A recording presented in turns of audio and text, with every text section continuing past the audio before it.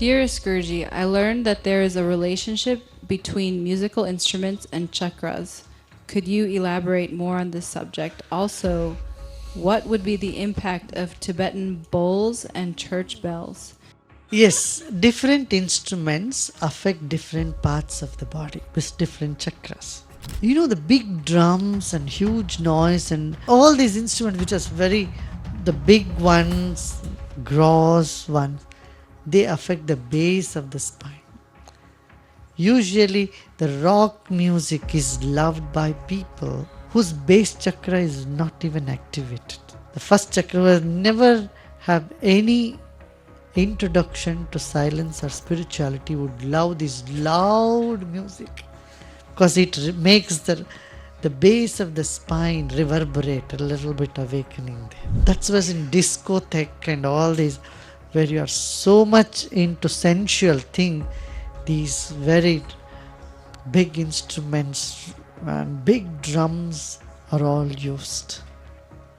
So it gives some joy because the first chakra is stimulated. Youngsters, teenagers like those loud music because that creates some stimuli, the base chakra. And its effect goes up to the second chakra also. First from the base of the spine to the second chakra, behind the genital.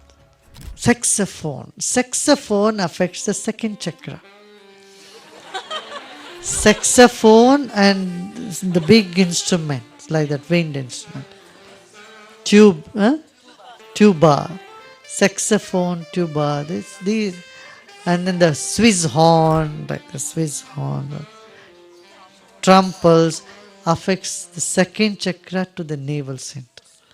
What affects the navel center, you know? The string instrument. All string instrument. That's why whenever a metal scratches, you feel something in the stomach. How many of you experience this? Suppose on a marble floor, a metal chair is being dragged, it made a squeaking noise. What happens?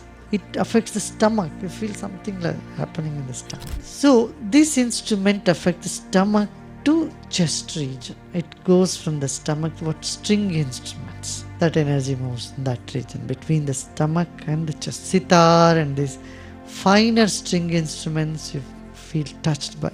Veena, sitar and guitar and harp. Harp is a very good example on that. These affects from the navel to the heart chakra. Now from heart to throat is flute. Small wind instrument, heart to throat. And from throat to in between the eyebrows, this area is conch, the sound of conch. And bells. To some extent the piano, a little gentle piano also affects there. Conch, bell, and then water sound. The Tibetan bowl also. You know, in India what we call, there is called jalatarang. It's you keep in porcelain cups water and then they play on it. Have you seen this? This affects from throat to in between the also bell, little bells, temple bells, church bells, they all affect on that. And from in between the eyebrow to the top of the head, all instruments together are nothing. Absolute silence. Or everything together, everything. The temples used to have 9 doors, just like the body. So outermost they used to have this big clarinet, saxophone sort of things and big drums, huge big drums. Have you seen the huge drums? They used to keep it in the outermost. And then like that, inside there used to be another instrument, the saxophone type. And then you go inside, then the sitar and veena, that music, and then behind that the flute and those things. And inside sanctum sanctorium they used to have only bell, little bell and conch. That's how the temple used to be. At one time they would play everything from beginning to end, and that's why people feel very upbeat, energetic. So this is the whole thing about different instrument affecting different parts of the body. Human voice can affect everywhere. Human voice affects, if it's a bass voice, because human voice joins along with that meaning. You sing a song, there is a meaning, so that also affects accordingly. You know, it can affect your heart, it can affect your throat. It affects the whole system.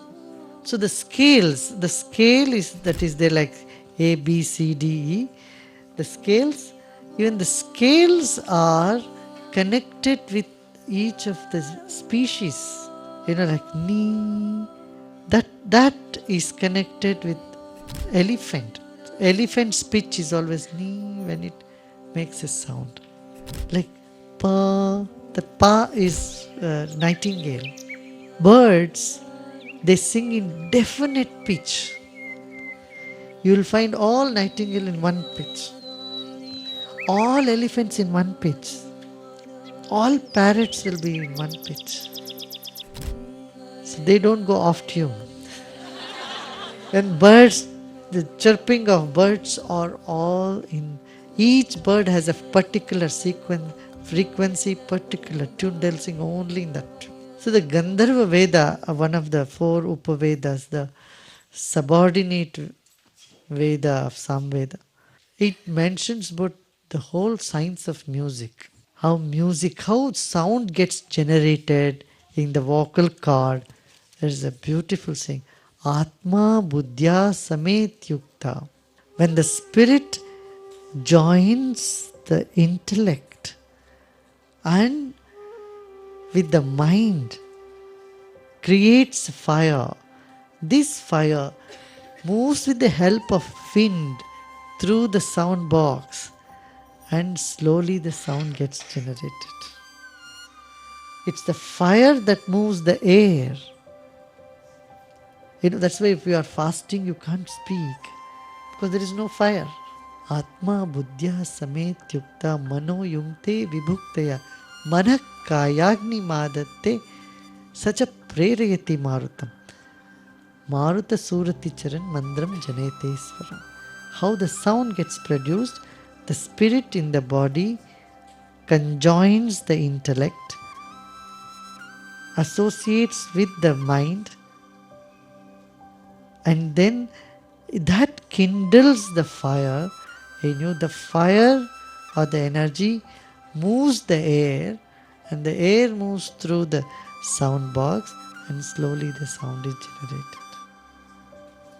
I mean, it's fascinating when I know only one of these words, but there is so many in that. The whole phonetics. Similarly, which sound is coming from which animal, and that is correlating to what? Because one human DNA contains all the DNA of the planet. Do you know about this?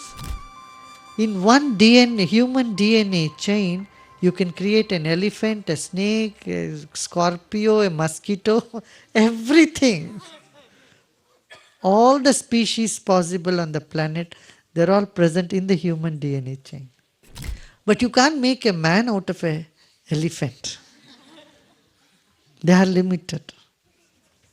Certain things may be created out of an elephant. But human DNA chain has vast range. And so human can make all the sounds that every animal can make. A man can make sound like a crow, frog, and create any sound. He can do meow like a cat and bow bow like dogs. And he has all the characteristics.